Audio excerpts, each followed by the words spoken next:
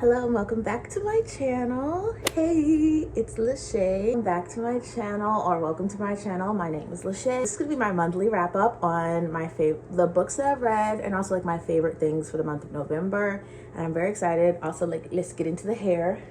I've never had colorful braids before, and I honestly really love it. To me, it's giving Y2K, and I even did like a little, I don't even know if I could call it a look, but honestly, the whole thing, the face card's a look. So without further ado, we're gonna talk about my favorite books and my favorite things of November. There actually were a lot of them, and also so many lessons on giving up. Okay, let's get into the video. I have my book so I can stay on track. Okay, the beginning of the month was so exquisite book-wise. Prison Healer by Lynette Noni. It's like a pretty popular YA fantasies book, completed trilogy. The first book was on KU, so that's why I decided to read it. The main character, who's 17, named Kiva, and she's in this like renowned prison. Let me look up what the name is. Yeah, Zalendorf. She has a really bad prison, and she's there because like when she was younger, her father was taken and she basically wouldn't let go of him. She gets taken with her father, and he was a healer, and so now she's the prison healer. It's sort of this person who's very much wants to help and heal, but is alone because everyone there hates her because she gets special treatment, and her life is still really hard. So she is doing her regular life. She lives, she heals prisoners. She also is the first person to like introduce them to the prison, and she marks them with like, I think it's a burn. She has to like cut them, and so that's why most of them don't like her. It's a really bad first meeting, but at the same time, like, she really does believe in healing, and that's like her whole purpose. One day she gets a prisoner who, there were 3 new prisoners, and it was like a weird season, and one of them is a mysterious, this very charismatic, and like he feels like he's just different. The rest of the prisoners are downtrodden and everything, and he's very curious and looking around. And I went into this with no background. I thought it was going to be like a prison escape book. This new prisoner's name is Jaren, and he is kind, and he comes and he seeks her out, and he's constantly around. But like, it's not a very fast-paced story. Like at the end, you're going to be shook, but other than that, it's like, this is her regular life. Things are regular until a rebel queen is brought in. On the outside of the world, there are basically 2 magical systems. Most people are like humans, and there's one that can control the elements, and they're like the current royals. And then there's another one that is like basically said to be extinct, but there's this one rebel queen who is apparently like lineage of that person, and they think this is like the rightful person and ruler because they don't really like the other rulers. So anyway, the rebel queen is brought into the prison, and she is like completely ill and cannot do anything, but they give it to the healer to fix her completely. So Kiva is tasked with getting her ready to perform trials that are basically just a death sentence. Meanwhile, the prisoner won't even wake up. So yeah, Kiva's in between a rock and a hard place. She's getting letters from her family outside the prison, and they've told her to like keep her alive, we're coming for you. And so her hope is like kind of fanned after a decade in this prison. It's a really good story, and it goes from there. So basically the prisoner cannot really do the trials, and so Kiva takes her place. With all of that as a backdrop, as if it's not enough, there's also a random sickness that seems to be going through the prison, and it's like not a regular cold. So there's like lots of twists and turns. It's very dark. It's not a good place. The guards are not good people, but it is very good. And the exciting things at the end, like the shocks at the end and twists and turns, I did not see coming. Some of them, I think they're like 3, and I only clocked 1. So that's exciting. Prison Healer, first book, really liked it. I plan on finishing the whole series. So yay, that was the first book of the month.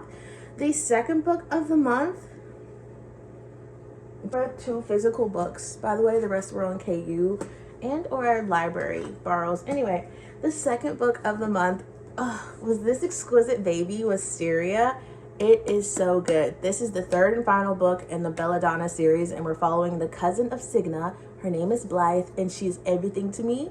So if you haven't read those other 2, this one will have some spoilers about it, but I will still keep it fairly vague, so you can continue to watch, or you can pause and come back, or just skip. So as I said, this is the 3rd and final book in the Belladonna series. In the first books, we know that this is it has mystery and darkness and intrigue, and Signa, her cousin, is in a relationship with Death. In book 2, there are a lot of twists and turns, and essentially by the end, Blythe is in a marriage contract with Fate himself. It's so good. This is a forced proximity, contract marriage, definitely enemies to lovers, but it's also so beautiful and I loved it so much. I love Blythe. She's just someone who will not ever be forced to be smaller. Even when she was sick in book 1, like I just love this character. And Fate is an arrogant, cold, kind of cruel seeming person, but the closer that Blythe gets to him, the more that things seem to unravel, all while she's sort of having these dreams and seeing ghosts and basically uncovering things, you know, the weaves that fate can't have predicted. Yeah, I really like that. So yeah, this book is so good. It's my favorite of the series by far. I honestly believe this is my favorite book of the month. If you want enemies to lovers, if you want a whimsical, magical backdrop, if you want great banter and a great love story, though it does start like at the very end, like right around here. And then there's so much craziness. I look forward to more books. I feel that will be adjacent to this world. Yeah, it's everything you love. You'll still get Signa, you'll still get Death, you get Fate, you get Blythe, and more magic, more chaos. Enjoy. The next book that I read is You Again by Kate Goldbeck.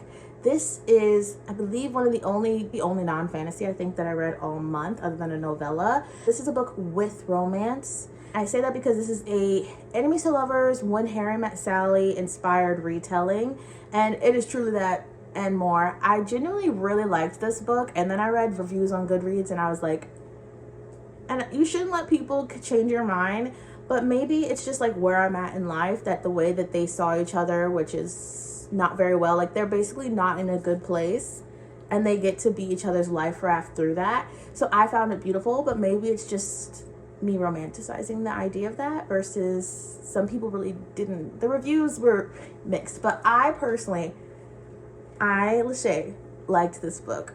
This book follows a girl named Ari and a guy named Josh, but basically Ari and Josh continue to like bump into each other and meet each other, and it will skip like the beginning of it is through multiple years, and then finally when they're both completely single and also at like the lowest points of their lives, like she is a comedian and he is a chef, and both when they kind of both career-wise and romantically are at their lowest, see each other, and it's something about just seeing that other person completely kind of raw.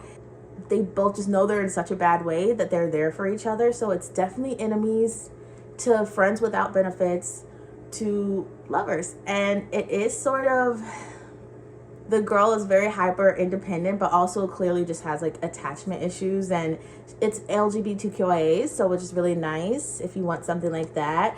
And the guy is very like, she's not golden retriever. I would say she's just like chaos person, whereas he is very stoic and cold and black cat. Yeah, it's set in the backdrop of New York City. It's so fall. And either way, I really liked it. If maybe you're a little bit sad, but you still want something with romance, I think this is a really good book for you. I really liked it, and you should read it. The next book that I read was The Syndicator. I'll pop it up here. It's so good. The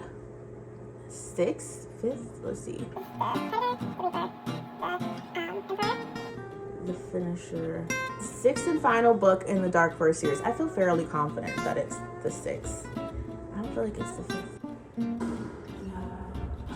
I'm gonna check. Let's pause. Okay, I just checked. It is the sixth and the final book in the Dark Forest series. This is a story that was like a long time coming, and I love this series as a whole completely. And honestly, I think maybe just because of the time that it took and my respect for the author Runix, I still just really enjoyed this book. I personally just wanted all of their stories finished, and that's what we got. And I got some of the emotional things that I really needed. Yeah, I enjoyed the book. So this is a story that the author herself says cannot be read alone. You need to read all of them in order. I'm gonna just talk about my experience reading the book, and I suggest they're all on Kindle Unlimited, or get it from your library or buy it. But this final book is like the culmination of everything that we started in book 1. I got moments I really needed emotionally, and I feel like there were like 2 things I really wanted, and both of them happened. The series, though still poetic, this like I feel like I got what I needed out of it. I still think it was a beautiful time. I know she put so much effort into the series, and so the series as a whole is exquisite. I really love it. I think you should get into it, and I look forward to her future series. Yeah, and the last one, I personally got what I needed out of it. That's what I'll say. And it's still very good, and it's just the final book. And my personal experience was, I feel like I was really going through it. I was just so worried about everyone because of what we were up against, and I just wanted everyone to be happy, and I needed people to not die. Some of them did. So yeah, it was beautiful, and I really liked it. And my favorite is still The Emperor. Okay, first three, perfection. The series as a whole is so exquisite, and I would just say that the final book is the final book. And the next book that I read, oh my gosh, I love this so much. House of Bane by Alexis L. Minard. It is so good. It's on Kindle Unlimited. Please read it. If you like Peaky Blinders, if you like sort of, industrial like places but add magic to some of the people, if you want a rivals to lovers, another marriage contract, this is the book for you. It's following an heiress, Camilla Marquez, and basically she has a train station, and she's trying to keep this company up. Like, she has brothers, and their father's passed, and she's the leader of it, which they all really resent her for. Their business is like not doing well. Enter Nikolai, I don't know. It feels more Italian if I say Antonio. Anyway, enter Nico. Okay, he's so hot. He has one arm that's like mostly metal, and he has magic. Anyway, there are things happening in this town. They live on like different sides of literally a river, and they are truly rivals. And there's a marriage contract, and it goes from there. If you want rivals to lovers, if you want cool magic system, if you want, Nikolai, he is so arrogant and confident, and he has such loyalty to his family. Again, if you like Peaky Blinders, like I do. I haven't watched all of it, but my sister and I love Peaky Blinders. You need to read this. It is escapism because of the world. I like the post-industrial background. It is great romance. There's good spice, but more than that, like, there's such a plot to it, and there's different kinds of magic, and there is a prison where arcane science is happening. Like, all of this, I just really liked it. And I'm reading the second book right now. My current read is The City of Mirth and Malice. I love it. I love it. And book one was so good. What a solid start. I don't know if it's the author's first book, but I definitely need to check their other ones because I want to buy it. I like it that much. Yeah, I recommend that book. It's on Kindle Unlimited. And I would say that, like, I like Prison Healer, but I would give it a nice 3.5 if I had to rate it. But that's like, I know that the second book is going to have so much because that book is sort of like a flower right before it blooms. So it's still coming. But this book, it's a bloomed flower, and there's just so many moving parts, and it's exciting if you want more excitement, if you want more like the plot to be going, because there's dangers out there. That one's for you. That I read was the novella My December Darling by Lauren Asher. I love Lauren Asher. I have like most of her books, but I've read all of them, minus the second book in the Lake House Billionaire series, and this is a novella set in the same place, following a character named Catalina, and it's like Black Cat Golden Retriever. Catalina is a very like kind of stern-seeming person, and then Luke is this Golden Retriever that everyone seems to like, and it's sort of an interesting plot because she is there for her sister's wedding, and her sister is getting married to her ex. They never did anything. It's not like she lost her true love. They just realized kind of early on that they weren't meant to be. And then her sister and him found each other, like, and basically found out that they were meant to be. And it's also Luke's best friend who is like the fiance. So you see what I mean? It's sort of a circle. Her sister, her ex's best friend, and her. And then they come together. I would say it's a good novella. It deals with heavier topics. Not that it was too heavy for me, but I kind of wanted a Christmas, like, take me away from here. Like, I was sort of thinking the Love Like Farms kind of vibe, and it's a novella. So like, Lauren Asher is known for making these stories that are so like poignant and have deep topics and painful things, and I didn't think she was going to do that in a novella. I was silly. She does do it. It's still a good novella, but I didn't really get the Christmas feelings that I wanted out of it, but it was still really good. And the last book that I read in November really helped reiterate the lessons that I've been learning in life, especially as a reader, which is to just DNF. I am going to talk about this book, but I'm not going to drag it or anything. I don't want to put out really negative energy, but I will say that it is important to just DNF. You don't always have to be brave. You don't always have to be strong. This is just my opinion. I did not have a good time reading the book. It's going to be a duet, and I don't really have an interest in trying again, but I'll preface by saying that I was sick for some of this. So maybe it was just a mix of me being sick and never fully getting into the world. The final book that I read for the month of November was called Anthema by Carrie Lake. I was very excited, and that might also be an issue because the person who recommended it, it was just like on Instagram, said that it was like One Dark Window, one of my favorite reads of the whole year. Like, compared it to all of these things, like if you liked Rysand, and yes, I call him Rysand instead of Rysand. Is that how other people say it? I don't know. If you liked him, it was him but better. Basically, there's a place with the Eating Woods, a hyper-religious town, and a main character, Mavith. I think there were some components of it that I liked, but I felt like it was a lot of you told us versus showing us. The book is fine. I didn't like hate it. I just don't like that I forced myself to finish it when it's like a 700-page book. And I love a thick book. We all should know that. But I feel like sometimes you don't have to.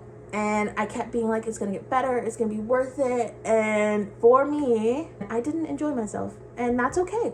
You might like it if you like a backdrop of woods with like a demon inside of them, which I was excited for. You will like it if you want an enemies to lovers book. It does have a cool magic system. I do like the idea of a goddess of death, and there are so many parts of it that I liked. And again, maybe because I was just had a cold, like, yeah. So those are my reads of November. The other things that I have to talk about because I love them. I watched the season 2 of Arcane, and it was literally everything. I loved everything about it. Part of me wishes that, I don't know, I need more books like that. So maybe I'm gonna be on the hunt to like compose a list of, if you liked Arcane, read this. It's on Netflix. It is spectacular. It's from a video game, League of Legends, and season 2 broke me. And did it put me back together? No. And it didn't have intentions to, but I love it so much. And yeah, I finished it like a week ago, and it was everything to me. And of course, Wicked. Wicked is what everyone's loving right now. I am like a sort of theater kid in soul, but definitely didn't perform in theater, unfortunately. But I've loved Wicked for over a decade, and it was everything to me. I love Wicked. I am just mad. Like, look at my hands. I can't contain it. I love Wicked so much. It was beautiful. It was exquisite. The acting, the music. Sometimes you can feel how much of a dream this was for people to make. Like, the director, every part of it had such intention in it. And my only regret is that I didn't buy the popcorn and drinks that. It's exquisite. It's wonderful. And I love it. And I cannot wait for part 2. So, those are my November favorites, my reading updates, my things that I loved. Next time that I film a video, I'll probably be in a new place, in a new room, and I might film like me decorating. So yeah, looking forward to that. Wherever you are in this world, I hope that you have a wonderful day, evening, night, and life. And I will see you in the next video. Bye.